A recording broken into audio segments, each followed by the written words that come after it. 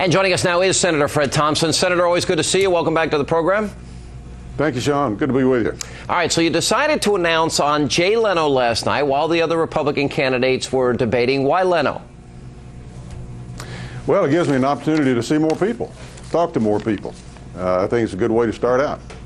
Now, but you also said that you plan on joining a lot of the debates in the future, but you don't think much of the debate process now. Why? It's not designed really to illuminate people's thoughts, feelings, 30, 40-second sound bites, to questions that hopefully will elicit some kind of a comment about one of the other participants, something like that, to make a little story, that sort of thing. I kind of think that Newt's idea of going back to the Lincoln-Douglas debate type format, where you have two people sit down or stand up and, take an hour or so, and maybe an hour and a half, and discuss maybe one particular category, one particular topic, and get in depth and go back and forth on it. That's the way that you find out how somebody really thinks. I know it's difficult when you have that number of people running, and I don't know the answer to it in the primary, but I think certainly in the general election, something like that would be something I'd gravitate to. I got to tell you something, Senator. I agree with you. I would love to see the country see that type of debate on some of the substantive issues of our time, especially the war on terror, economic issues. I think it's a great idea. One fun question. A lot of the candidates did take a few shots at you last night. I'm sure by now you probably heard about it. Any desire to return fire? No, not really. Not really. I was just glad that I'm just glad they didn't forget about me. All right, let me ask you this, because if we look at the primaries and the caucuses now that are emerging, this is an accelerated process. I mean, it used to work out that it would go all the way through June in the California primary here, but really you have 4 months from now until this caucus and primary season begins. Does that concern you in terms of what you need to do? Raise money, organize, set up infrastructure, out campaigning? Sean, it really doesn't. I like the idea of a sprint. I like the idea of Labor Day coming around the traditional way when people start paying attention about politics. You get out in the media kind of coverage we can get today, earned media, the internet, all the other things that you can do nowadays to get more coverage than you ever did before. People don't start paying attention to these things until the last few months. We've seen races right here in Iowa, for example, where things have turned around just in the last in the few weeks right before the primary.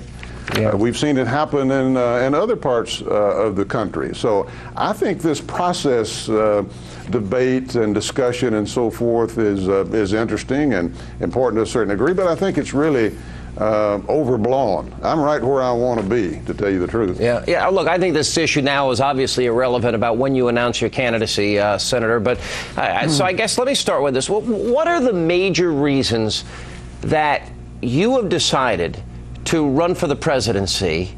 And obviously, you feel these other candidates have created a void. What do you think that void is? I'm running because, like most Americans, I love my country. I'm concerned about the future for my country. There's going to be some decisions that are on the plates of the American people and the next president that we're going to have to make shortly that's going to affect our future for a long time to come. I'm determined that we become a stronger, not a weaker nation, and a more united, not a more divided nation, and a more prosperous nation, not less prosperous. And those bad things are distinct possibilities if we take the wrong path. So that's why I'm running for president, because I think the country needs to get back to first principles.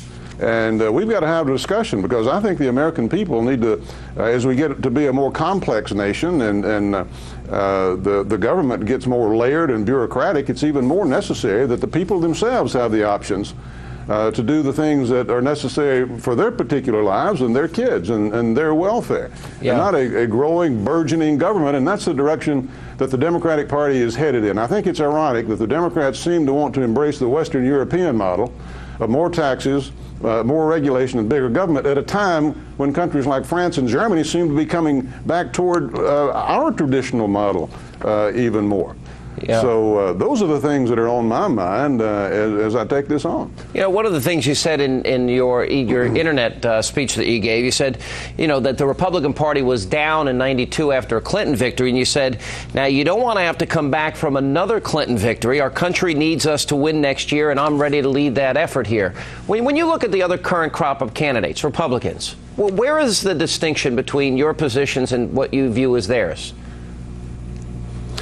Well, to tell you the truth, I haven't spent a whole lot of time going into the details of their positions. I will be doing, I mean, publicly, I obviously know where they stand and what they've done and what they've written.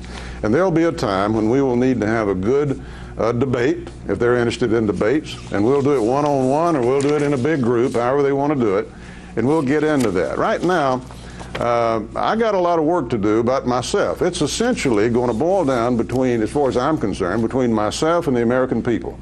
Myself and the people of Iowa initially, and then the people of New Hampshire and South Carolina, and as we go along. And I want to make sure that nobody else, not the commentators and not the press or anybody else, makes these decisions. The American people need to make these decisions as to who they think will be the best president.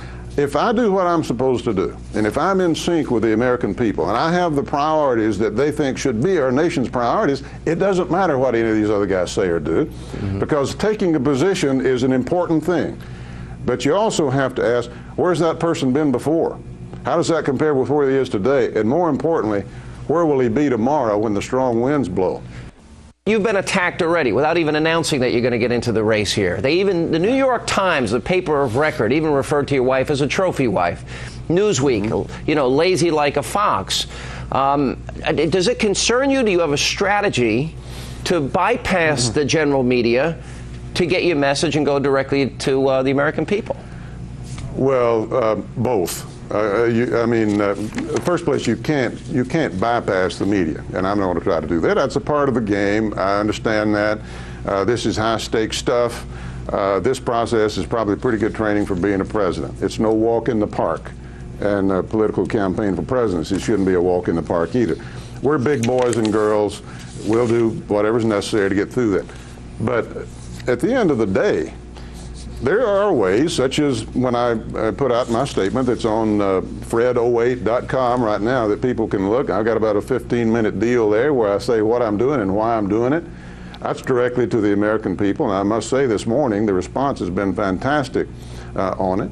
These things are aggravations, and sure, they're unfair, but everybody has to go through it, and it's just up to us to be smart enough to directly contact in any way that we can the American people. And I think we've got some maybe unique ways to do that. During the debate last night, the big three issues, obviously, with the war in Iraq, the war on terrorism, immigration is a big issue, certainly not only for the conservative base, but for the security of the country, and economic issues. Starting with Iraq, we're going to hear from General Petraeus. What is your feeling there? I get the feeling that General Petraeus is going to have some basically what should be considered good news for us. It really depends on which way you lean, Sean. If you're politically committed against this war and to do something to try to further harm the president, the way the Democrats seem to be in Congress, then anything that's a mixed message is going to be seized upon in a negative way. But if you understand that this is a part of a global conflict, and if we look weak and divided and cannot get our own people together toward maximizing the advantages that we have, as we're making progress in the Anbar province and we're making progress in getting some of these local tribal leaders going from the grassroots up, you might say, what we call it here in this country, and making some real progress on the ground, not necessarily in the capital enough, but all over the country. If you can capitalize on that, you can really start to change things there. We've got to take the opportunity to do that. Nobody knows what's going to happen, but if we look weak and divided in this country, we're going to pay a heavy price for it in the future. We're living in the era of the suitcase bomb, and they're not going to go away. They're here now. They're armed and dangerous, and they're trying to get weapons of mass destruction. I believe Iran is fighting a war by proxy.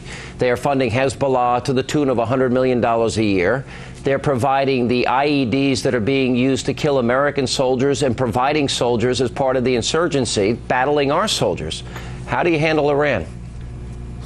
Iran is becoming more and more obvious a major problem for the United States of America. They're killing our people.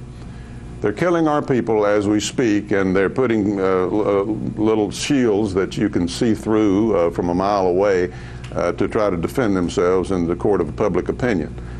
We cannot allow this to go on forever.